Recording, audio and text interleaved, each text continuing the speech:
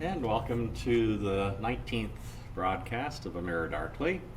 Today's episode is What is Truth and Can We Ever Know It? And we are missing one person because our daughter has a friend in from out of town, and so they are spending the day together, and so it's just the Robin and Ruth show. So Sadly. yes, we would like more people to participate, but I think people are like a little camera shy. Yeah. And because when we've had other people participate, it's been a good discussion, but Getting people consistently to want to do that seems to be hard. we're just getting them to do it once for Yes, some of even them. getting It's them to do it difficult. once has been difficult. But you can comment and ask questions, and we will respond to them. And when we get really good with this technology, we'll be able to bring people in live. So, Yes. but we have yet to get that figured out. So, Yep. If you're in the area and you want to join us in a webcast, let us know. yep. We will take anybody. You don't need any special training, any special knowledge. You just need to be able to ask questions. And people think, oh, I only have stupid questions. Well, the only stupid question is one that isn't asked. Yes. So, Well, anyway. there actually are stupid questions, but that's beside the point. So, After teaching a long time, you realize that some questions really are Okay. stupid. so, but we won't tell you your question is stupid. We'll No, just we'll just answer laugh it. about it afterwards. Yes, amongst we'll talk behind your back. ourselves. Yes, and take my keys off my neck. Oh yeah, you don't need those. Okay, this week I am recovering from the illness that began last week. At least this week I don't have a fever while I'm doing the webcast, so perhaps I'll be slightly more alert. We'll see. Be alert. We need more alerts. Thank you. So what is truth and can we ever know it? There's a famous exchange in the Bible between Pilate and Jesus over this question, or the question gets asked, let's put it that way. This is at the time that Jesus is before Pilate, before his crucifixion. Jesus said, "My kingdom is not of this world. If it were, my servants would fight to prevent my arrest by the Jewish leaders. But now my kingdom is from another place." "You are a king then," said Pilate. Jesus answered, "You say that I am a king. In fact, the reason I was born and came into the world is to testify to the truth. Everyone on the side of the truth listens to me." "What is truth?" retorted Pilate. And Jesus did not answer that question for him. Not that Pilate was really looking for an answer, I don't think. So we won't answer it either. So that's Yeah. it. Thanks for joining us. See you next week. John Keats, Jesus told the woman at the well that we are to worship God in spirit and in truth. I will probably cough periodically. And John 4:23. And so the issue of truth comes into play as we think in terms of worshiping God even, and our relationship with Him.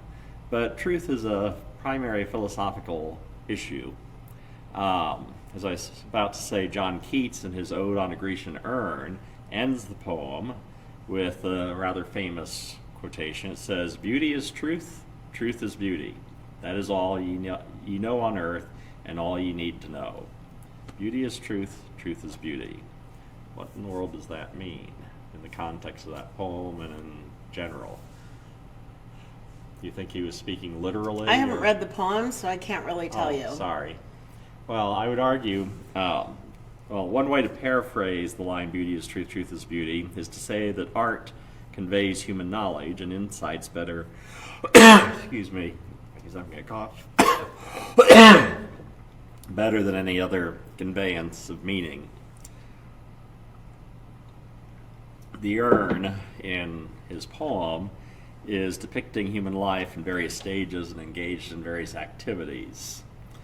We don't want to press it literally, though, and say that truth is beauty, beauty is truth, because not all things that are true are necessarily beautiful. That is, war, disease, poverty, genocide, those sorts of things we tend to think of as being not so pretty. And obviously some people are, harder on the eyes than others, but also thinking in terms of who and what they are, even if they are attractive on the outside. I mean, you've been watching the Ted Bundy tapes. yes, Yeah, and the movie with Zac Efron. yes, And so in both cases, you have people that are not hard on the eyes, but were very ugly people. So. And he was not truthful either, because No. in the Ted Bundy tapes, the only way that the detective or the journalist could get him to talk, he interviewed him shortly before he was executed, and he couldn't get him to talk about the crimes until he asked him to talk in the third person. And Ted Bundy was able to do that, and he explained a lot and revealed a lot of information that they Wonder didn't know. if that's part of psychopathy. Don't know. But he was able to talk about himself in the If we third have anybody person. in the audience that's an expert on psychopaths, that would be a question I'd like an answer to. Yeah. It'd be nice if Dandy would join us, because she's got the... She's had clinical psychology training, so has Vanessa for that matter. Yeah. But Vanessa's only in the very beginning of her master's program. Yeah. And I'm not sure Dandy's emphasis was on family and family therapy. Right. So I don't know if psychopathy would be something. Well, it could be, because you Yeah. can... psychopathy begins very, very young. So, they think that maybe Ted Bundy was severely abused, although he describes his childhood as very idyllic. But Don't he know if was... that's true or not. He was an illegitimate child, and his mother went to... And he didn't know that until later in life, because there was a father in the home, and he believed that person was his father, but his mother had gotten pregnant out of wedlock, and her parents sent her to a home for unwed mothers, and she left baby Ted there and came home, and her dad said, "No, you bring that boy home." So she went back and got him, and he discovered it because he found his birth certificate and it said father unknown. And anyway, they think that his grandfather may have been extremely violent, and perhaps he was abused either psychologically or physically or emotionally. So that's what really triggered his psychopathy. But I wonder if it's genetically predisposed or if it's something that happens through certain environmental things. Well, which is what do we learn in NAMI? Yes. That there are medical illnesses with environmental triggers. So there's, the brain research is really still in its infancy, and they've done scans on people with schizophrenia and found schizophrenic brains are different. They're able to do scans on some people with ADHD, and they see that their brains are different, the wrong pathways light up during different activities.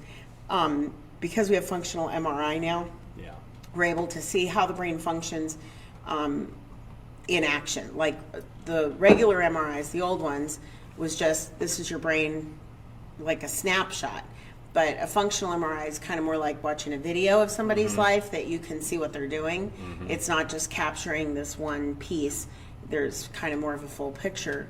So they can give the person some kind of stimuli like pictures or something, or sounds, and then it'll show where their brain lights up. So anyway, so thanks to functional MRI, we're able to do more of that brain research and see some of those differences in how the brain is activated by different stimuli. So I'm kind of repeating myself. But anyway, so that has led to some more information about people with ADHD and stuff. And so here's the thing about truth, is that people used to believe, well, ADHD is just kids who aren't parented well. And now we're seeing that there's a difference in the brains of some people with ADHD. I'm not saying carpet, like everybody. Otherwise, they would just take you in for a brain scan, be like, okay, you have ADHD, here's some medication, go on your way.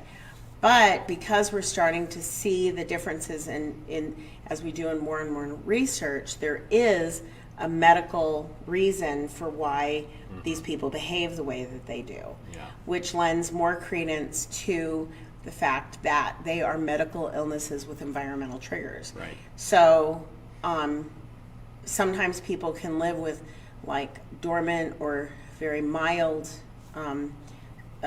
some kind of mental illness, but then something happens, they're molested or raped or experience some kind of violence, like being in war and things like that, and their reaction to that negative event or events, it can sometimes be a series of events, it doesn't have to be just one, that that causes the psychosis that leads them to deeper mental illness. So anyway, if you're curious about mental illness, I highly suggest that you seek out the NAMI.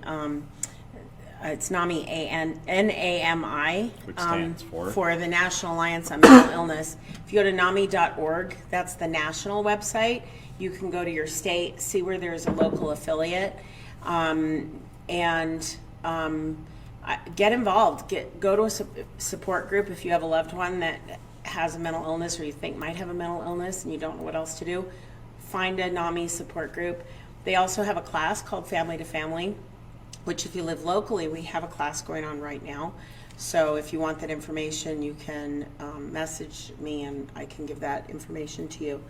But you can find it online too.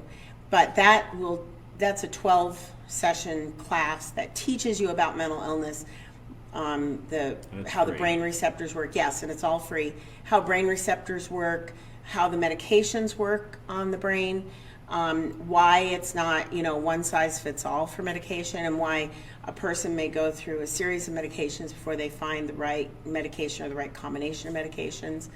And it will dispel a lot of the myths that people believe about mental illness, and it'll really break down a lot of that stigma of having a loved one with mental illness. So anyway, it's NAMI.org.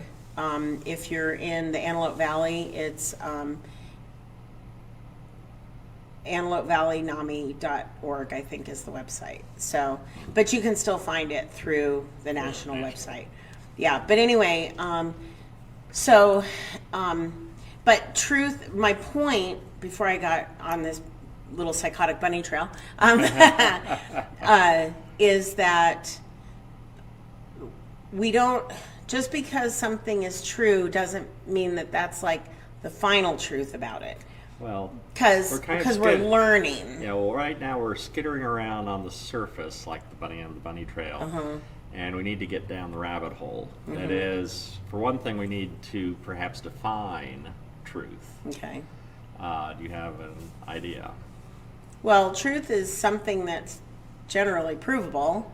Okay. Like, for example, Abraham Lincoln was the 16th president of the United States. We have evidence of that. We know that that's true. Now, did Abraham Lincoln say, "Don't believe everything you see on the internet"? Was that really a quote from Abraham Lincoln? Probably not, since the internet didn't exist then. It's still a good warning, even though he didn't say it. But, which was something else I wanted to bring up, too, about the internet, is, people are like, well, I read it on the internet, it must be true. Anybody can put anything on the internet. I know. And you have to really look at the source. The rest is confused. Yeah.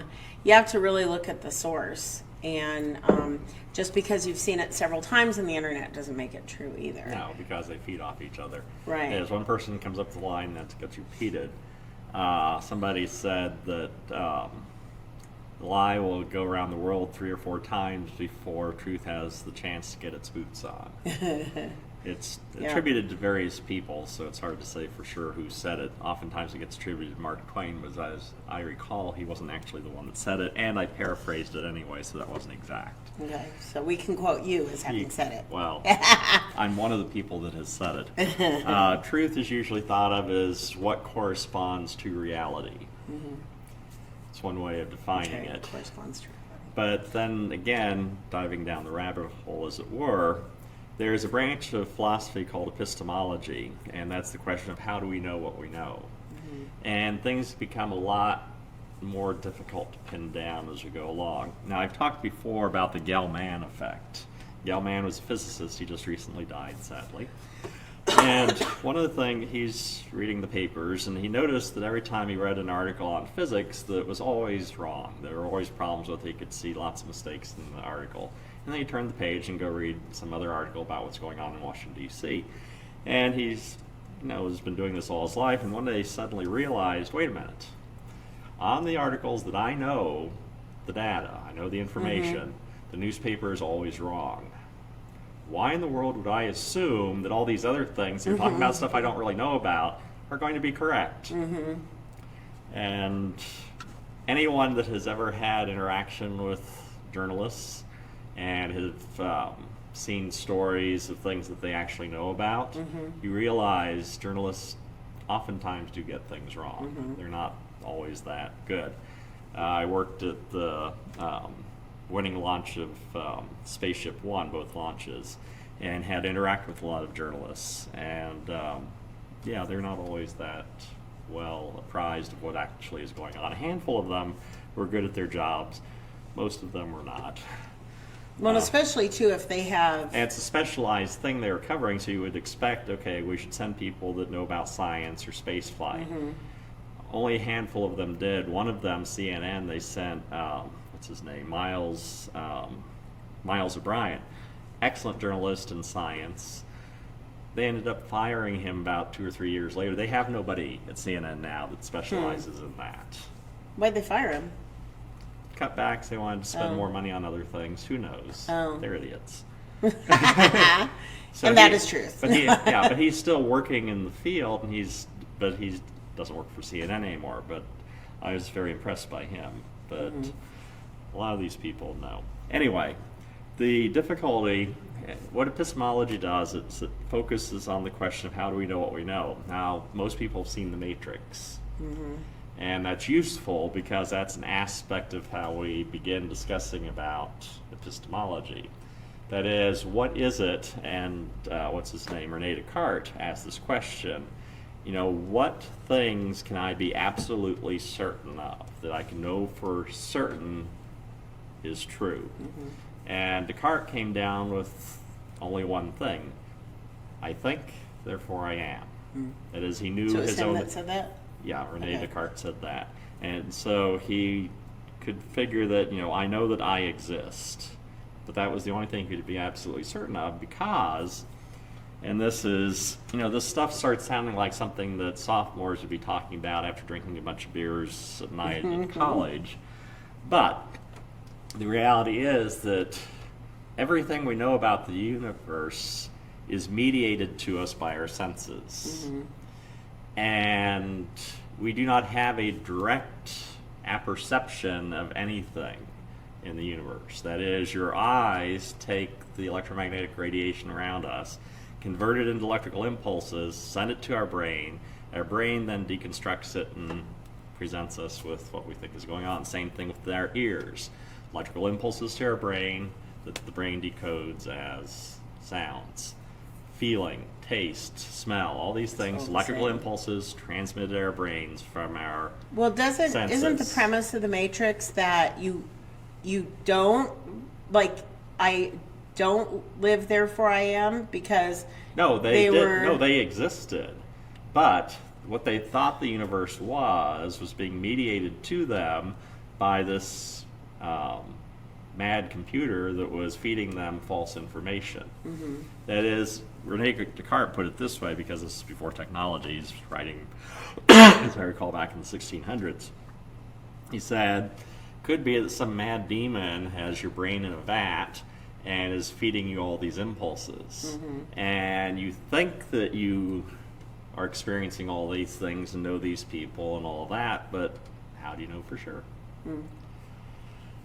So that's precisely what the Matrix is. Is that argument? Exactly. Okay. And so the Matrix is a wonderful shortcut for introduction to philosophy classes, because you suddenly now have something people, oh yeah. And if they haven't seen it, which some may not now because the movie is relatively old, it's over 20 years old now. I think it came out in 98, maybe it was 99. Yeah. 99 it came out, so it's 20 years old now this year. Hard to imagine. Anyway, so it's a classic now. But we don't know, so that comes down to the fundamental question, what do we know? How do we know the truth? That is, can we know the truth? Can we be certain that our senses are giving us accurate information? Bottom line is that it is an assumption that we make. It's one of the presuppositions that underlies Western civilization. Western civilization assumes that the external universe actually exists.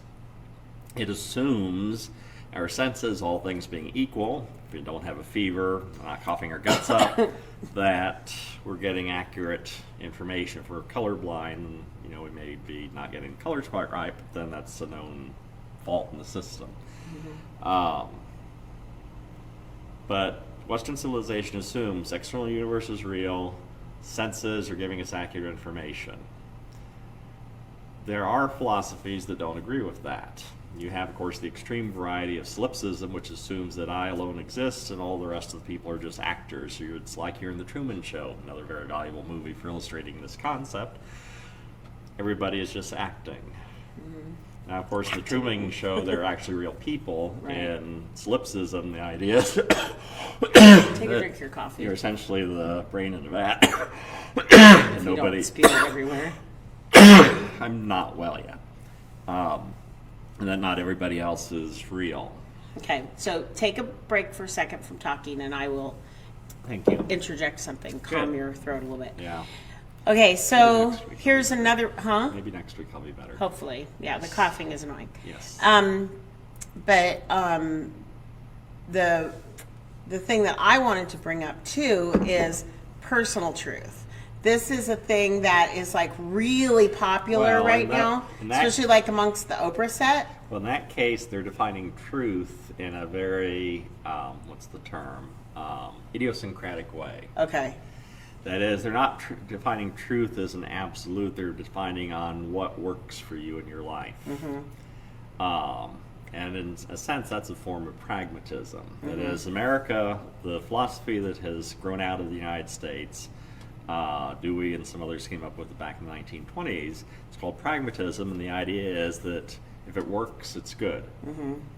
And that's kind of the way the United States functions. That is, does this work? Okay, fine, then let's do it. If it doesn't work, well, then this is stupid. We'll try something else. It's very practical in its orientation, but if you take it to an extreme, it becomes almost utilitarianism, where you don't think in terms of any ethical consequences or anything. That is, will this serve the purpose I want right now? Well, who cares what the consequences are? You see the extreme form of that, say, in Nazi Germany, where they're running experiments on prisoners to medical experiments to learn things, and that's just horrific. Yes, it does work, and you did learn things from it, but at what cost? Well, and in America, we did that in the 50s and Yes, we 60s did. too, with the mentally ill in mental hospitals Also with some prisoners. African Americans, prisoners, yeah. yeah. And all came out of it's taking pragmatism to a bit of an extreme with utilitarianism, and that's the problem with pragmatism, is that generally speaking, I'm oversimplifying, deal with ethical issues. Well, and really any philosophical stance can go to the extreme Right. and be bad. But see, when we get to the issue of truth, the question is, are ethical standards, ethical things, absolute? Now, you'll have people that will argue that, no, it's all relative. I mean, you have the story told about Alexander the Great. He went and conquered this one region in Persia, and he told the people, I want you to round up the dead bodies and bury them or burn them. And the people were absolutely horrified and freaked out and said, no, we can't possibly do that. Let us eat them instead. He thought that was weird, but whatever. And then he went to another place in Persia, and he's, having heard that group of Persians say, they said, okay, gather up these dead bodies and eat them. And they were horrified. Said, no, let's burn them. And what Alexander concluded from that is ethics is just whatever the group decides is right or is wrong. Well, and to a degree that's correct, because, a lot of, especially Christians, will say moral relativism is a bad thing. But it's not, because it depends on the situation. Exactly. Like, if I sat down and ate you one day, that would be cannibalism. But if you're stuck on the Andes Mountains and you're trying to survive, and you eat other people, and you're a dead carcass, suddenly you're dinner. Yeah. So it's, or like, not Ted Bundy, who was the guy that ate people? Dahmer. Yeah, Dahmer, he kidnapped the boys and would eat them, yeah, yes. killed them and ate them and stuff. Yes. That's morally reprehensible. But the people in the Andes Mountains, while not the way we'd prefer to live, it's still, Under we or accept like- it or like because of the Don- circumstances. whatchamacallit, Donner Party. Right. So a Other fun instance game of to that. play, but not with friends whose marriages aren't real secure, is what was that game that we had? Yes, what was it? It was funny. Not Boulder Dash. That's the word game. Yeah. I don't think of it. But you basically, it gives you a scenario, and you have to say whether it's. But anyway, generally speaking, people that what will you would argue do. for moral relativism don't actually live that way or fully think that way because they haven't fully thought out the implications of it. That is, it's likely that anyone that will say, well, it's morally relative, if you talk about racism, will suddenly have very hard, fast rules about that. If you were trying to steal money out of their wallet, they'd probably react negatively to that. Is we generally live our lives as if there are absolutes, and we live our lives as if there are things that are true. That is, even someone who argues that they believe in solipsism is likely to look both ways before they cross the street. That is, we tend to believe that, yes, there are some things that are absolutes. If we didn't believe there were any absolutes at all, that was just completely random, formless, well, people do drive badly, but still. Like the person I followed on the way here tonight. People don't live their lives there that are way. people that say there's no absolute truth. So my challenge to them is go on a cliff and jump and see what happens. And pretty much every time you jump off that cliff, you're going to die, starting with the first try. Yes. So there are absolute truths. There are absolute truths, and so the question becomes then, can we figure them out? And when you think in terms of like news, history, things like that, I mean, even with eyewitness accounts, you'll find that they've run these experiments in psychology classes. You'll have the professor up at the front, psychology classes there, talking and sort of listening to the professor, and then somebody runs in and grabs the professor's wallet or handbag or whatever and runs out. Then the students are called upon to try to describe, what happened and what did the person look like. And it's all over the place because people don't pay real close attention. People get distracted. People are influenced by what's already going on in their heads. For instance, there's a story told, I'm trying to remember the name of the book, I've got it in my notes, but anyway, of this woman who was absolutely certain she knew who had raped her.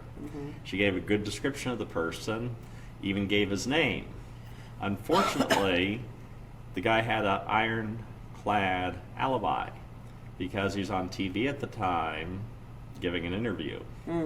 What had happened is the TV in that woman's apartment was on at the time she was being raped on the channel that guy was on. And she conflated the two things. Oh, okay. Well, we had a situation in our school years ago before school shootings were a thing. Although school shootings have gone on, school violence has gone on since the beginning of schools, but you can look back at the history of it. But anyway, so our school was brand new, and we had reports from first graders that somebody was in the desert. Our school is surrounded on three sides by desert, and that somebody was out there with a machine gun, that there was a bad man out there with a machine gun. And so they called the district office. They sent it wasn't secure, it was like janitors and maintenance people. They had walking the roof of our school to look to see if they could see this person with the machine gun. There were no shots fired at all. And they were interviewing these first graders, and it was a tall, short, fat, skinny man. He was white, black, Hispanic. I mean, we had the full gamut of descriptions of this person. He had a red shirt, a blue shirt, a green shirt, and a yellow shirt on, and all these things. And it kind of became a joke, but after investigating for a while, we figured out what it was. Our school was brand new, and it was the architect. He had come with a photographer to take pictures of the school to use for his advertising and for further projects to do. So it was really the architect and a photographer, and it wasn't a machine gun, it was a camera on a tripod. And they were first graders. But it still makes the point that, none of the children could decide that it looked like, that it was all the same person. The description was so vast, there had to be at least 30 different types of people out in the desert with machine guns. So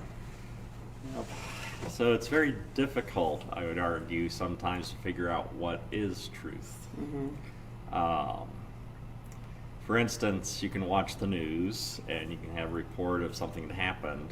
Within the first 24 or 48 hours of a report on some major event, chances are a lot of what you hear initially is going to be walked back. Because the initial reports are almost inevitably not entirely accurate. You may have a broad overview of what happened, but you'll miss a lot. Plus then too, sometimes people can fake stuff. And we've had examples of that throughout journalistic history. The World Trade Center, there was a story about a guy who rode a piece of the building down to the bottom that people had seen. It was very satisfying, and so people wanted to believe that it happened. But it hadn't. But it hadn't. And that's one of the dangers. One of the things I always tell people when I'm teaching epistemology or any logic or telling about history, whatever, you want to be extremely skeptical of practically everything. That may seem harsh, but you need to be especially skeptical of things that reinforce what you believe to be so. You should be as skeptical of things that you believe are so as you would be of things that are challenging what you believe to be true. And that is a very hard thing to do, but that's the essence of the scientific method.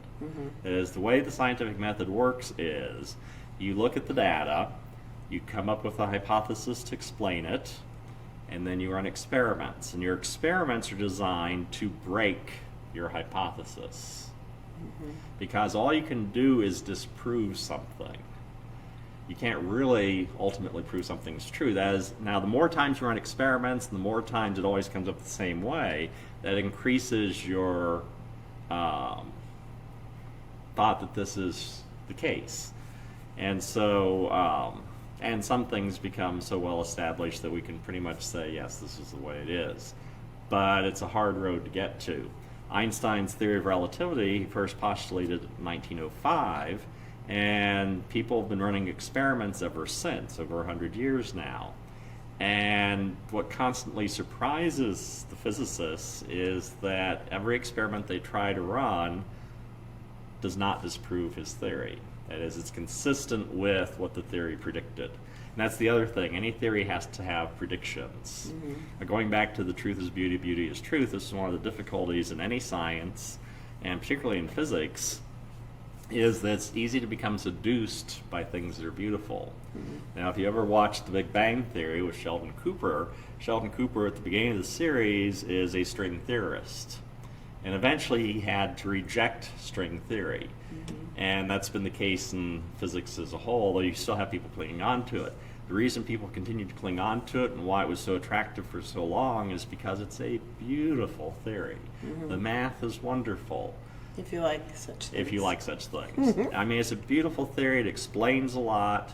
Unfortunately, it doesn't make any predictions, and it's not testable. And that means it's not science, it's metaphysics. And for something to be true in a scientific sense, it needs to be something that's testable. Okay, so what about people that believe something to be true and they stick to it, like, for example, the vaccine thing? Okay, well, what happens is, and it goes back to the string theory thing actually illustrates that. That is, for them, the anti-vaxxer, the problems that they see that otherwise they have no explanations for, this serves as an explanation for why that person is autistic, for instance. And that is comforting to them. So it's beautiful in that sense. It's beautiful in that sense. Okay. And it's very easy to fall into that sort of thing. That's, again, why I say to be very skeptical about things that confirm what you want to believe to be so. One of the awful realities of the world is that facts are unlikely to change people's opinions. Right. Reality does not often change people's opinions. I've had this experience dealing with, for want of a better term, dealing with crackpots. And what happens is, for instance, years ago when I was in college for my senior project, I did a two-part magazine article on British Israelism. And I looked at every bit of British Israel literature that had ever been produced. Tell really quickly what British Israelism is. argues that the 10 lost tribes are the Anglo-Saxon peoples. The difficulty with the theory is that there are no 10 lost tribes. Because if you actually look at the biblical materials, you realize that that was an interesting story, but it's not really in the text. And so all the details of the British Israel theory are undermined by the fact that there's no foundation for it to begin with. However, in dealing with someone that believes in British Israelism, simply knocking out the foundation, the core belief that everything else is built on, has no impact whatsoever. Because they'll just go, what about this, what about that, what about that? And so when I did the article, I did a summary of everything. And then I wrote a 100-page, single-spaced manuscript where I went through every single biblical reference that British Israelite people make use of and showed how every single one of them was wildly out of context. Because in order to fully debunk something like that, you have to debunk every single detail, which is why crackpot theories usually do not get any attention. I focused on it because I had to do this project in order to graduate, so I had motivation. But your average scientist, researcher, historian, crackpot theories are so obviously ludicrous that they don't feel much motivation to try to debunk them. And when you don't debunk them, those who believe in it will say, see, nobody has debunked my theory. It's not worth your time. It's not worth your time because in order to debunk it, you've got to produce this massive compendium where you undermine all the different points that they've come up with. And even after you've done that, it's not going to affect those that believe it anyway. Well, that Plus, happened... also, your book, debunking everything that they believe, will not sell nearly as well as their sensationalistic stuff that is flying off the shelves. Right. Well, this whole thing about, Norway and Denmark being socialist, they're not. That's a fact. But the people that want to believe that they're democratic socialists because they want that here, it's just too much work to argue with them or to debunk it. So I saw it today on somebody's Facebook, somebody I trust, and thought better of than that, but this person believes that, and I'm just like, it's not even worth my time and energy. I just moved on. And also, the thing is, when you're dealing with the crackpot, I wouldn't say, well, anyway. The thing that was posted is a crackpot idea. I would not say the person who posted is a crackpot. But I just think that they are ill-informed. Yeah. If you're ever dealing with someone who actually is a crackpot, that is, say, an anti-Semite, I've had unfortunate dealings with them, death threats from them. What I found in interacting with them is that if you're kind and thoughtful and give careful, detailed information, that they become increasingly hostile and eventually threaten your life. So I've learned since then to just not interact with them at all, which is why, again, most historians, theologians, scientists, whatever, that's why they don't bother refuting crackpots, because it's not worth it. There is no winning scenario to the problem.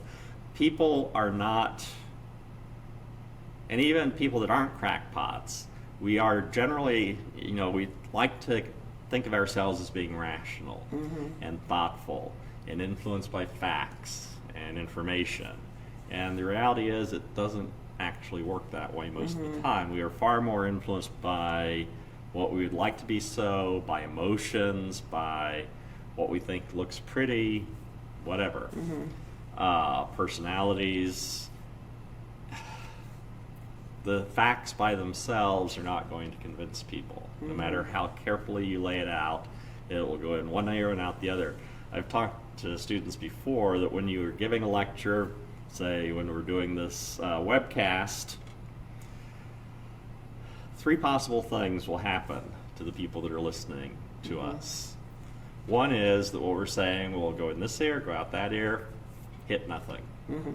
On the way through. On the way through. That, sadly, is the bulk of what happens.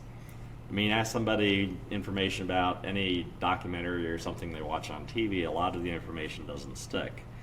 The other thing that will happen is what goes in this ear will then be shunted around, and there'll be a box that the stuff sort of fits. And it'll be stamped down into there and jammed into it and put back on the shelf, and has no impact whatsoever on the person out after that. The third thing that can happen is that you create cognitive dissonance, and the person is forced to change their mind. That is, they are transformed in some way by the information that they're given. This is what every lecturer in a college, every teacher in a school, every preacher in the pulpit, every pundit on TV would love to have happen. Most of the time it doesn't. And that's what we're trying to teach kids to do, that when you get new data, to change what you think about this particular thing. Right. Like, for example, the mental illness thing. I mean, if you look back in the Bible, it was always blamed on demon possession. And I would argue that at least some of those events were I think probably they made it, some mental I illness. think they're, well, I'm not entirely sure. I think they did make a distinction to some extent, because, for instance, you have the story of David, where he's going into the Philistine city and he realizes that, But there is a passage that says that God put a spirit on him. no, wait, Oh, let me finish okay. the story. You Okay, are sorry, interrupting before I got sorry. to the story. It's just going to go on one ear and out the other anyway. Yes, it will. So, So he said that he decided that he's going to pretend to be a madman. oh, okay. And so he let talking saliva about run Saul. down his thing, and he wrote weird things on the walls. And the king looks at that and says, "Don't I have enough madmen in my kingdom that I need one more of these?" And so he's able to escape. And so I think they did make a distinction between mental illness versus somebody that was demon possessed, or a prophet, or something Okay, like that. I don't all think right. they were necessarily identical. Okay. But they're, They didn't have any way of doing anything about it besides just, that guy's nuts, stay away from him. but I think that now with things like functional MRI, things like that, we know now that there's actually something medical going on. Yes, we do. So, and I think that adding that to your knowledge base is like, you may not know what it is, you may not be able to do anything about it, but it's a medical condition with an environmental trigger. Yeah. So, but I think that truly learned people will change their minds about something when they're given new evidence. Usually, well, not necessarily. You don't think so? No. It's very hard to change someone's mind. That is, if someone is locked into using the Macintosh, or somebody is using Windows, there's not much you can argue to try to get them to shift from one platform to the other. Very few people will shift platforms because they're used to this way of doing things. And that's the key when you think in terms of what people believe. That is, they are comfortable with this belief. It is, truth for me. It's working in their lives. They find benefit in it. And so they're not highly motivated to shift.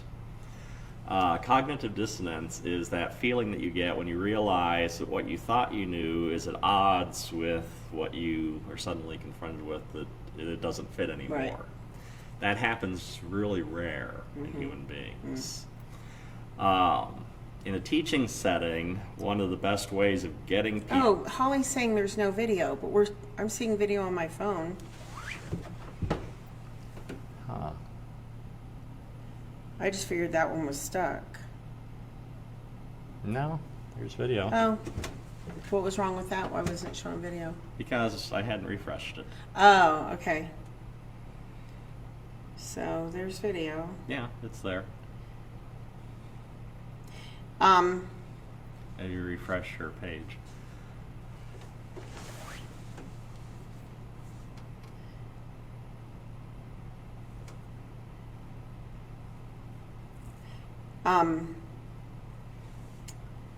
Anyway, what I was going to say regarding changing people's minds, it's very hard to do. In a classroom setting, in a teaching setting, you have more opportunity than you would normally, because part of it is that in that kind of a setting, people are anticipating that they may learn new information. Secondly, if you can create cognitive dissonance in them, then you can create the change that you're looking for. The way to create cognitive dissonance, though, that works relatively well is using the Socratic method for teaching. That's what, if you read Plato's dialogues with Socrates. How he said, there you are. You read Plato's dialogues with Socrates, you'll find that that's the way Socrates worked. Now, Socrates is described by the Delphiad Oracle as being the wisest of men. And the reason he's the wisest of men is because he realizes he knows nothing. And what you see him doing throughout the dialogues is asking people questions. Now, his questions have a purpose. That is, he's directing them and forcing them to think through what it is that they think they know. And his questions are designed to lead people to realize, wait, this doesn't fit. And then that forces the change. Now, the beauty of that is, and this is why it's so effective, is because you're circumventing somebody's pride, because they think they're coming up with this wonderful new idea. And so if you are not wanting to get the praise and acclaim for having come up with the idea, that is, if all you're concerned with is helping someone learn, then it's a really effective technique. So you have to get rid of your own ego in that as well. But that's part of the problem people have in accepting new ideas, is because they have built their life on whatever this thing is. And to change is just really hard. And if you ever have had an argument or a discussion with someone where it gets a little heated, it's the pride that's getting in the way, because the person feels like, well, I can't be wrong. People don't like to be wrong. And so when you think in terms of a teaching technique, you want to try to find ways of avoiding doing that to people. Right. You don't want to make them think that they're wrong. You want to lead them gently to a different way of looking at it. Now, talked about news and that sort of thing, history. Part of the difficulty with any of these things, or with eyewitness accounts, is that the amount of data that we have at our disposal is always limited. Is we don't always have all the information that we need. We're getting things oftentimes from one perspective, and it's nice if we can have multiple perspectives. The more detailed, more data that we can gather, the better off we are. A lot of times people lose interest in continuing to search because, well, we've found what we think is the answer, because it fits what we are comfortable with, what the narrative is that we want to continue talking about. And so, you know, this is the way prejudice works too. That is, if I decide that people that sell orange soda are evil people, then every time I see someone selling orange soda and they do something bad, I'll say, look at what that person did. Obviously, people that sell orange soda are bad people. And I will only notice orange soda sellers when they do something bad, because it reinforces my beliefs about them. I won't notice orange soda sellers that are doing something good. I won't notice people that are not orange soda sellers that are doing the same things. I only notice what confirms my beliefs. Bias mindset. It's the bias mindset. And again, that's something the scientific method tries to fight against. It was a wonderful insight that developed in the 1600s to recognize these sorts of mental problems that we have and find ways of getting around it. Science is not perfect. Science is a method. The people practicing science are still human beings, and they're still subject to all these flaws that all of us have. And so oftentimes they will make the same sorts of mistakes that any of us would make. And so you'll have certain ideas that will perpetuate themselves for quite a long while before eventually it gets corrected. The nice thing about the scientific method, though, is it is a self-correcting thing. It can take a long time on occasion. Well, if you think about the Innocence Project and finding that these people actually didn't commit these crimes, and because the science has advanced significantly to where if there is DNA, they can show with DNA that that person didn't do it. But because of whatever their biases were, because of the color of the person's skin or where the person lived or whatever, they decided this person must have done it. So, and the person's like, I'm innocent. But, everybody in prison is innocent. Yes. Even if you saw them do it. I mean, Ted Bundy, he kept claiming he was innocent, and he knew full well what he had done. Because when he was finally interviewed there in the end, he revealed a lot of information. They think he actually killed more women than what he admitted to. Lovely. But they only know about, it was either 30 or 50, I don't remember. Yeah, but it is a lot. So I think it was 30. But anyway, so you see that with convictions and stuff. But here's another interesting mindset is that, and this is something I come across in my job. Right now there's a big thing about not suspending students because there's a school to prison pipeline that students who have been suspended tend to go to prison, and some people blame the suspensions for them ending up in prison. I'm saying that for not everybody it's that way. Yeah. Maybe the people that get suspended are the kind of people that end up in prison. Yeah, well, correlation is not always causation. Right. And not suspending people doesn't solve the prison problem. It is all Civil War soldiers ate pickles. Right. Now look at them, they're all dead. Don't eat pickles. Yeah, it doesn't always work. You have to have a reason for thinking there's actually a connection. Right. There's a really good website on correlation versus causation. And if you Google correlation versus causation, you'll find it. It'll be like the rise in sales of blue backpacks correlates with the rise of hunger in the Sahara Desert or something absurd like that. Yes. And so if you stop buying blue backpacks, then people won't starve in the Sahara Desert anymore. Right. Yeah. So. Yeah, it's easy to make up those things. That website does a good job. Yes, of it. it's very good. They just take two rising graphs and stick them together that are totally unrelated. Yeah, and makes it, which illustrates the problem. Right. Well, and then you have the issue of randomness and patterns showing up within random things. Yes. Like the horses that have been dying at Santa Anita Park. They really can't figure out why a lot of these horses are dying. But it's called the clustering phenomenon. Yeah, so talk about that. Yeah, it's like when you're flipping a coin. As you flip enough coins, it's going to end up being on average 50% heads, 50% tails. But you will have clusters of a whole bunch of heads in a row or a whole bunch of tails in a row. Doesn't mean that the overall statistic is wrong. It's just you're going to have clusters. There has been evidence, the concept of somebody has the hot hand in basketball. Well, the problem is it's a bit of the biased mindset. As if someone has had a cluster of a lot of shots going in, then every time it came close, well, he came close. And so it just continues that idea that, he's got the hot hand. Now, if somebody is having a string of misses and they came close, well, he missed again. He missed. Check. Yes, and so it's just, it's very easy to get enamored of the clusters and think that means something. And it doesn't. It's just part of the way statistics works. If you think in terms of... coffee and stop talking for a minute. Okay. All right, so while he's not talking, I'm going to go ahead and do our commercial because we are getting close to the end. We're not at the end, but we're close. 10 and minutes. Every time you cough, the sound thing goes off I the know, chart. it's bad. Because you have no way of muting your coughs. Yes, pray that I get well. Yeah. So Mirror Darkly, Unbridled Inquiry is brought to you by Quartz Hill School of Theology.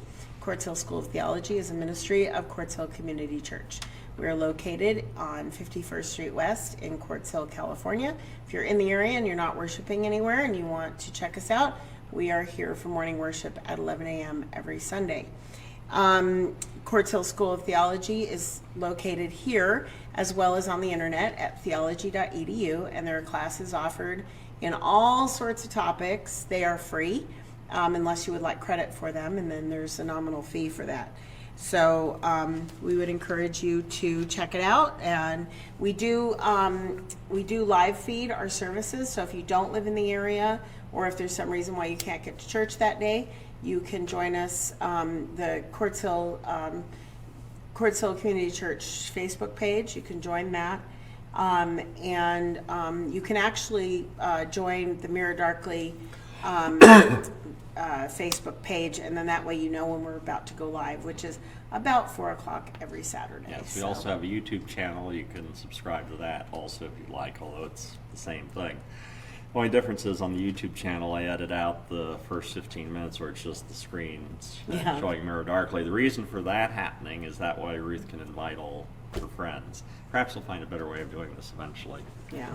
So, well, if we get a bit of a following, then those people can invite their friends, and it kind of is perpetuating. Right. But for now, since we're just getting started, it's a little hard to get people to watch consistently. So we're just trying to get our viewership up a bit. Yes. So, so what was I talking about? Clusters, like your coffee. Yeah. I thought I finished about clusters. Yeah, I don't know. There was some other point I was going to make, and I don't remember what it was. It works very well in gambling, though, too. Yes, gambling is the same feeling. Right. It's People like, well, do that. I know I'm going to, eventually I'm going to start to hit, and then I'll be the big winner. Yeah. So, by the way, somebody won the Mega Millions. It was somebody in California and San Diego area. And Tony goes, our daughter, she goes, "Why didn't I win?" I go, "Well, did you play?" No. So you greatly decrease your chances by not playing. Actually, you don't decrease your chances. Oh, that's true. Your odds of winning, whether you play or not, are about the same. Of course, there's the old joke about the guy that kept praying and asking God, "Help me win the lottery, help me win the lottery." Finally, God talked to him and said, "Look, meet me halfway. Buy a lottery ticket." Yeah. Oh, so Holly was going to ask, how can I invite Christian friends? Well, you don't need to just invite Christian friends. You can invite any friends. But basically what I do is I go to the Mirror Darkly page and I click on the video, and then I click share, and then I click create a watch party. And then once I start the watch party, then I click share again, and it shows all my friends. And then I just start clicking names all the way down. So although that's it does how you limit can how invite your many friends. people that you can invite. Well, apparently. no. If you're doing it from your phone, it limits how many people you can invite. But if you're doing it from a computer, you can invite, like I have 600 some odd friends, and because I'm super popular. I used to play Farmville, so a lot of those people are Farmville people. But anyway, you can really click on absolutely everybody. I wish that there was a way to just click everybody, but I think Facebook does that to keep you from spamming everybody constantly. Right. So, but yeah, invite your Christian friends, invite your non-Christian friends. We want to hear from everybody because this is an open forum to discuss ideas. Yes, that makes more interesting, more diversity we have in the ideas that are being presented. Yeah. You know what? I think people are commenting on the other thing, and I'm not seeing. Oh, you know what? People are commenting up here, and I'm not seeing it. Oh. Stephanie said, "I have video." David said, "So philosophically, truth corresponds to reality. Truth matches its object." Let me see. Sorry, I didn't realize there was anybody commenting on here. Truth is telling it like it is. Okay, so I'm going to read that again. So philosophically, truth corresponds to reality. Truth matches its object. Truth is telling it like it is. And then up above, he said, "Just came in, so forgive me if I missed anything important. Been wanting to say this since last week. If truth can't be known, would that be the truth?" To say there are no absolutes, wouldn't that be an absolute? That's true. Yes, it is. I suppose all lies are true and all good is bad. Seems pretty simple to me. If you say truth can't be known, you would have to know something about truth to know it can't be known. But then that presents a self-defeating statement. Right. So yes, that would be the case. And I do apologize to people. I could tell that people were watching, but I couldn't tell where they were. And apparently they're on the Facebook. they're actually on Mirror Darkly's page, not on mine. So that's okay, why. That's why. So we're going to have to figure, maybe we can move this down here so it's a little bit Perhaps. closer, so I'm not Well, leaning there's also over a way everything. with the program we're using for broadcasting of actually bringing up social media onto this screen. Okay. Although I'm not learned how to do that yet. Okay. Stuff to do this summer. Yes. Because now that I'm not teaching, We I could have more learn time. better how to use this program. Right. Of course, now we're going to also have to pay extra to upgrade it a little bit more too. Oh, and then Holly said, your theology and ideas make such perfect sense. Oh, thank you. Well, because the truth is, he's super smart and he's right. I'm just kidding. I have a little bit of a biased mindset. Let's just put it that Exactly. way. Although I will say, if I'm not sure about something, he's my source to go to. I'll look stuff up on the internet, but I'll also ask him what he thinks. Yeah. But I trust him because over time, my theory at the beginning was he knows a lot of stuff, so he's probably right. So I've experimented with this for 36 years. Occasionally he's wrong. Yes, But what I would wish for people to do, we're almost out. We are out of time. We'll go on a little tiny bit longer. We'll talk about this more next week because next week's episode is on. What's the title of it? Can you scroll down Okay. and look at what it is? wait, how do I? It would be good if more people, particularly in the public eye, Oh, shrink thinking in it. terms of pundits, journalists, people like that, is Nope, if I just they. made it giant. Yes. As if they were to take courses in logic, courses in statistics, courses in scientific method. It'd also be useful if they took Wait. courses in methodology and how to do research. Holly laughed. A lot of the problems that we see in the public forum will at least be mitigated slightly by that. One of the fun things to do is to teach a logic class during a political campaign because you get to see all the things that you shouldn't be doing being done by members of both parties or all the parties that would be out there. That can be discouraging if you're particularly locked into one political party or the other to find out that the members of your party are complete morons as much as the people in the other party are complete Right. morons. That's the reality of things because most people don't think that clearly. As I said, facts don't seem to matter. It's how a to whole find lot. the truth. It's how to find it. So next week is how to find follow the up. truth. We'll do some things with logic, methodology, how to do research, things like that. It'll be a very brief overview because we only have an hour. Right. Stephanie, you should join us next week because you actually are in the area and you joined us this week online. So I think you should join us on camera Yes, next it'd week. be nice to have people to come join us on camera. It's fun. You're just staring at a camera and the And you're computer actually screen not here. even looking at the camera. We look at each other. And Yeah. So occasionally I look up there's at the nothing, camera. But There's nothing scary about it. yes, It's just a conversation. yes. Just So- like talking in a living room. Pretty much, although not it's a really very living small living room. room. Yeah. it's- The sound Sound booth booth. there at the church is not big. Be nice to have a bigger. Well, Oh, there is something I wanted to say when you said about the political party thing. Yes. So during the primaries for 2016, I watched the Democratic primaries on Fox News and I watched the Republican primaries on CNN because I wanted to truly get a balanced view. I wanted to see what was happening on each party, but I wanted to see it through the lens of the opposite bias. yeah. And it was good. Yeah. So I will probably do that again Yeah. in the Or future. look at it from MSNBC's standpoint, that's even more extreme. Yeah. Well, I want to keep my stay a little closer to the Yeah. center of things. Personally, I try to avoid watching TV news because it just annoys me. Yes. Reading it in newspapers and magazines, it's a little better. It still has issues. No matter where I watch it, I take it with a grain of salt. My That's always a favorite good news idea. is just watching the LA news. What's the traffic like? What's the weather like? You It's know, harder to screw up those and basic yes, facts. you know how many people got murdered last night, how the homeless are doing with their typhoid, you know, things like that. That's my favorite news to watch these days. Mm-hmm. But yeah, Okay, well, Anyway. Lord willing, then we will see you next week with, what did you say it was? how to find the truth or Yes, something how like to that. find We the should truth. write it down. Well, it is written down on the website. No, like on a piece of paper so we can see it because I had to log into the thing again because I couldn't figure out how to scroll down on the page. Okay, well, anyway, goodbye, So, everybody. bye.